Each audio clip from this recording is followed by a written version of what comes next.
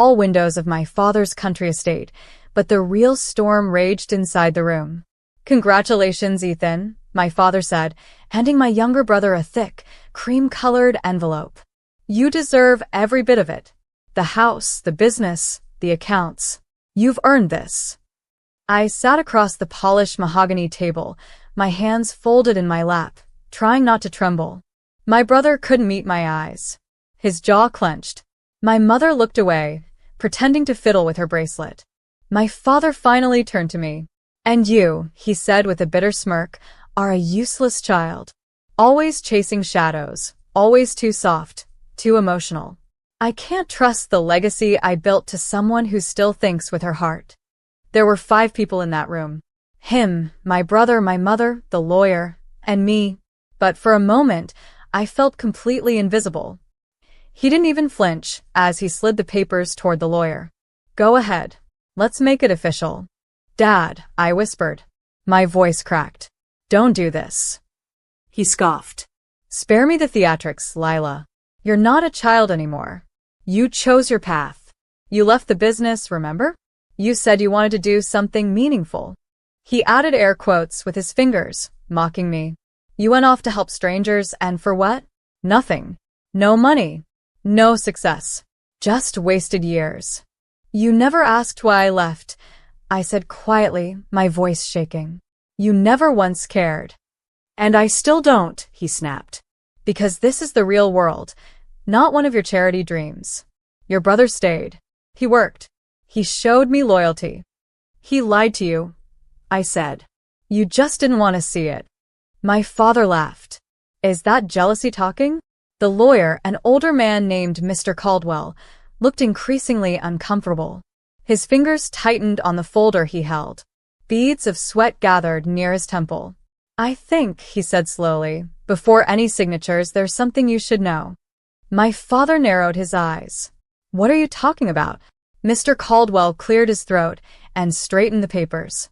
"There's an amendment to the will. One made years ago, but it was sealed per the request of your late mother. My grandmother. The only person who ever really understood me. The only one who used to say I had more strength in my silence than others did in their loudest moments." "What amendment?" my father asked, suddenly irritated. Mr. Caldwell opened the folder and pulled out a yellow document. "This was added quietly after your mother's final visit to the notary. It was her wish that it only be revealed if you chose to disinherit Lila." My father's face twitched. "That's absurd. She had no authority." "She did," the lawyer said firmly. "She owned 51% of the shares in your family's main estate company before she passed. You never contested it. This clause was legally binding." My brother shifted uncomfortably. My mother froze mid-motion, her hand still resting on her pearls. Mr. Caldwell turned to me. "Miss Lila, would you like me to read it, or would you prefer to do the honors?" I didn't move. I just stared at the envelope in Ethan's hand, the one that held everything my father thought he controlled. "Read it," I said quietly. The lawyer unfolded the paper. "In the event that my granddaughter Lila is deemed unworthy by her father, I hereby grant her full authority over my share of the company to be executed immediately, with all voting rights transferred to her name. This shall override any previous distribution as it pertains to control and decision-making within the estate and company." Silence. The only sound was the rain, now gentler, like it, too, was listening. "What the hell does that mean?" my father growled. "It means," the lawyer said, glancing at me, "that your daughter is now the majority shareholder. And nothing you sign today can override that." My father stood abruptly, his chair screeching against the floor. "This is nonsense. She doesn't even understand the business." "Maybe not your version of it," I said slowly, rising to my feet. "But I know how to lead. I know how to protect people. I know how to build without crushing others. And I know how to be the kind of person Grandma would have been proud of." His face contorted in disbelief, then rage, then confusion. This isn't, she can't." I took a step forward, my voice calm but firm. "You said I was useless, that I brought nothing. But the truth is, I just never needed to prove anything to you." And with that, I turned toward the lawyer.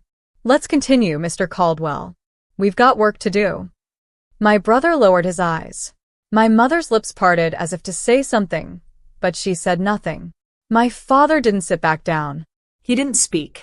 He just stood there, frozen in place, as the world he thought he controlled shifted under his feet. The silence in the room was suffocating. My father remained standing, his lips pressed into a hard line, jaw ticking. His knuckles were white where they gripped the chair he'd pushed away. And for the first time in my life, I saw something I never thought I'd see in his eyes. Fear. He didn't yell, didn't scream, but that made it worse. That silence? It wasn't acceptance, it was disbelief. A man whose world had slipped through his fingers while he was too busy belittling others to notice. Please sit, I told him. I meant it. Not with mockery. Not with spite. Because no matter what he'd done, I wasn't him. I wasn't here to humiliate anyone. I just wanted what I'd spent my entire life being denied. Dignity. He didn't move. Instead, my brother Ethan spoke up. Wait, this isn't fair. She left. She didn't want anything to do with the business. She ran off to teach, or rescue orphans, or whatever it was. I volunteered at shelters and helped fund housing for single mothers, I said flatly, my voice still calm. I didn't run away. I found my purpose. Not everyone needs a boardroom to make a difference. That's noble and all, Ethan muttered, still holding the envelope like a lifeline, but you don't know anything about running the company. I know enough to know you've been cooking numbers and funneling funds into a side corporation under your friend's name. Ethan's eyes widened. Lila, my mother gasped, her voice finally rising. That's enough, this is family. We don't need to drag each other down. Oh, now it's family, I said, my voice cracking just slightly. Was it family when you stayed silent as he called me a burden? When he gave everything to Ethan without a word of thanks for what I gave up to keep this family from falling apart behind the scenes? You were never meant for this world, she whispered. I know, I nodded. You all made that very clear. But Grandma thought differently. The lawyer cleared his throat. If I may, Miss Lila, the shares were not her only bequest. She left you something else, something she asked to be delivered only after this moment. He reached into his briefcase and pulled out a small, weathered box. When he opened it, I saw an old, gold-plated compass inside, the kind my grandmother used to keep on her bookshelf. She'd always said it helped her find her way when everything felt lost. Underneath it was a folded letter with my name in her delicate handwriting. My fingers trembled as I opened it. My dearest Lila, if you're reading this, then your father has done exactly what I feared. But don't hate him. He is a product of a world that taught him power is louder than love. You, my sweet girl, you were never weak. You were the quiet strength that held us together. This compass is for you, because your path is your own now. And no matter what anyone says, I trust you to lead. Tears welled in my eyes, but I blinked them back. I looked at Mr. Caldwell. Let's proceed. He handed me the folder with the documents. The ones my father had prepared to erase me. But they meant nothing now. As I signed the acknowledgement of my controlling stake, my father finally spoke. You think this makes you powerful? He said, voice low. You think she gave you the upper hand out of love? She did it to spite me. I looked him in the eyes, finally seeing the broken man beneath the ruthless one. No, I said. She did it because she believed in me, because she knew I'd use this power to heal, not hurt. Then I walked out of that room, my head held high, the weight of years of rejection slowly peeling off my shoulders like rust. But what waited outside that door was not peace. It was war, because power comes with enemies. And Ethan? He wasn't done trying to take back what he thought he deserved. I barely made it down the long corridor before I felt the walls closing in. My legs carried me forward, but inside, I was unraveling. Not from regret, from relief. It wasn't revenge I tasted, it was release. Years of silence. Years of walking on eggshells, trying to earn a smile from a man who looked at me like I was a blemish on his legacy. Now, for once, I wasn't the invisible daughter. I was the one holding the compass. Outside the estate, The gray sky had cracked open to a soft drizzle. I stood alone beneath it, letting the cold soak through my blazer. Each drop seemed to wash off the weight I'd carried for too long. Then I heard the door open behind me. "Lila," Ethan called. I turned. He wasn't angry, not yet. But his eyes held that gleam. The one I used to fear. The one that said he was about to turn into someone else. Someone calculated. "You don't have to do this," he said. "Do what?" "Push me out," he said, shrugging. "Come on. We both know that's your next move." "I haven't made a move, Ethan. All I did was stand up." He chuckled, rubbing the back of his neck. "You're not a threat to me, Lila. You think signing a piece of paper makes you powerful? You don't have the spine for leadership." My heart thudded in my chest. But I didn't flinch. "I'm not here to prove anything to you," I said softly. "I'm here to lead with integrity. Something this family has forgotten." He stepped closer. Too close. "I give you 2 months before you come crawling back. The company's not a charity. It's a battlefield." "No," I said, raising my chin. "It's a chance. A platform. And I'll use it to build, not to break." "You really are naive," he muttered, shaking his head. And then he was gone. But something about the way he walked away stuck with me. Something in his eyes, in the way his hands stayed clenched, told me this wasn't the end of his resistance. It was the beginning. The next few days moved like thunderclouds. News spread fast. Employees whispered my name in the halls like it was some ghost returned from exile. Some looked relieved. Others afraid. I didn't change much at first. I wasn't there to fire everyone and paint the walls with my initials. I just wanted to listen. To understand the system my father built from the inside. What I discovered, it wasn't just flawed, it was cruel. Departments pitted against each other. Promotions granted through favoritism. Employee burnout swept under expensive rugs. My father didn't run a company. He ran a throne room, and Ethan had learned well at his feet. One afternoon, I walked into the break room. The staff froze like I'd interrupted a secret meeting. "Please," I said, raising a hand. "Sit. Eat." "You're on break." One woman, a janitor named Rosa, stood slowly. "We were told not to sit when Mr. Ethan entered." I blinked. "Well, that changes today." She looked stunned, then grateful. That evening, I stayed late reviewing the department reports, combing through files Ethan had tried to bury. I uncovered 3 misappropriated budgets, an entire side deal with a questionable supplier, and a list of terminated employees who tried to speak up. It wasn't just greed. It was rotting from the inside. And if I didn't act fast, I'd be the one they blamed when it all came crumbling down. The next morning, Ethan made his move. He stormed into my office with a folder in hand and a wicked grin. "You want to play CEO?" he snapped. "Let's see how you handle a PR nightmare." He threw the folder onto my desk. Photos, emails, edited screenshots. "Are you serious?" I asked, flipping through them. "You fabricated this." "Can you prove I did?" he asked smugly.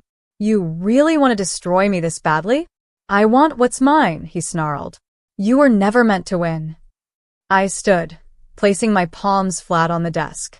"I don't want to win, Ethan. I want to heal what you broke. This company could change lives. But you only see it as a weapon." "I see it as power," he said. "And I don't intend to lose it." He turned and walked out. I stared after him, heart pounding. I'd underestimated him. This wasn't just a rivalry. It was a war for the soul of our legacy. But I had one weapon he didn't. Truth. And the courage to wield it kindly. The storm hit faster than I expected.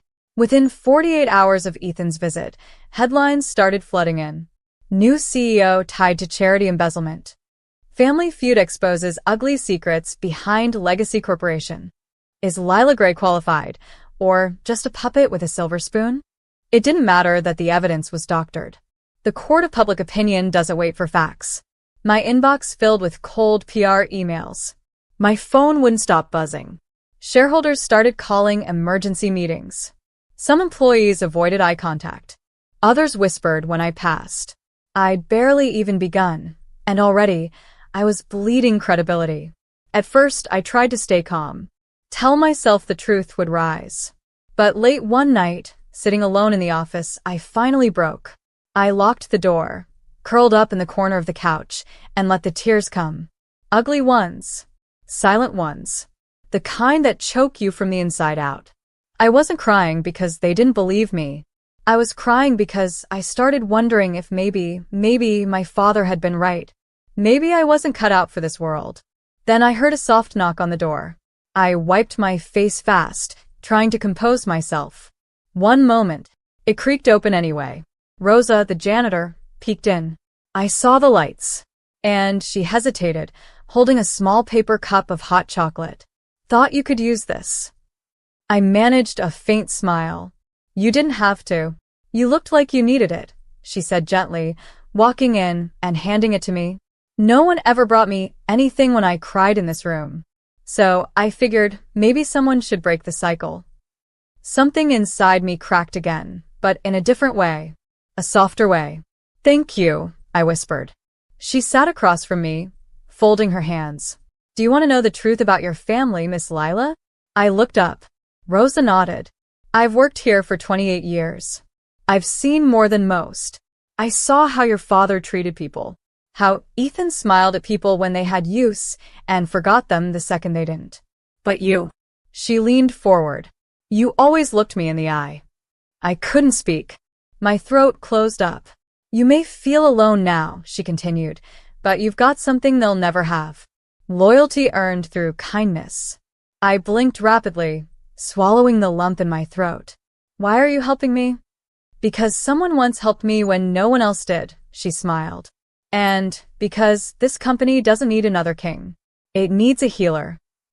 The next morning, I walked into the board meeting with fire in my spine and truth in my hands. I let them shout first. Accusations. Doubts. Demands for resignation. One shareholder even threatened a lawsuit. When they finished, I stood up and said, if anyone here can prove those documents are real, I'll step down today. Silence. I dropped the original reports on the table, ones showing Ethan's misappropriated funds, his side company, the hush money paid to bury whistleblowers. Then I turned on the projector. A video of Ethan, recorded 3 weeks ago by security, walking into an office he claimed he'd never been in, plugging in a USB drive, transferring files. The timestamp matched the moment the fake documents were created. The room went quiet. Truth matters, I said softly. But I didn't come here to destroy my brother. I came to fix what he broke. I turned to the lawyer sitting at the end of the table. My grandmother gave me this position not because I was perfect, but because I still believe in people, even the ones who hurt me. So I'm not pressing charges. I'm not suing Ethan, but he is suspended indefinitely and an internal investigation will move forward. Some jaws dropped. Some people nodded. But one man, Mr. Halpern, a retired board member, stood up slowly. I doubted you, he admitted. Thought you were just another soft-spoken idealist. But today, you reminded me why we started this company in the first place. His voice cracked. It wasn't about power. It was about people. And with that, the tide began to shift. Ethan didn't show up the next day, or the one after, but I received a letter, handwritten. Lila, I don't expect forgiveness. I didn't just want power, I wanted to be seen. I always thought you got the love I never did. But maybe you just earned it in a way I didn't understand. I hope someday I figure it out. Ethan. I folded the letter and placed it beside the compass. Not everything needed to end with a sword. Some endings whispered, and some beginnings were born from grace. The office felt different now. Not colder, not quieter, more awake. It had been a month since the board meeting, and though the storm hadn't fully cleared, the clouds had parted just enough to let sunlight in. The fake allegations were publicly retracted, and though the media tried to spin it as a lucky break, those who mattered began to see through the noise.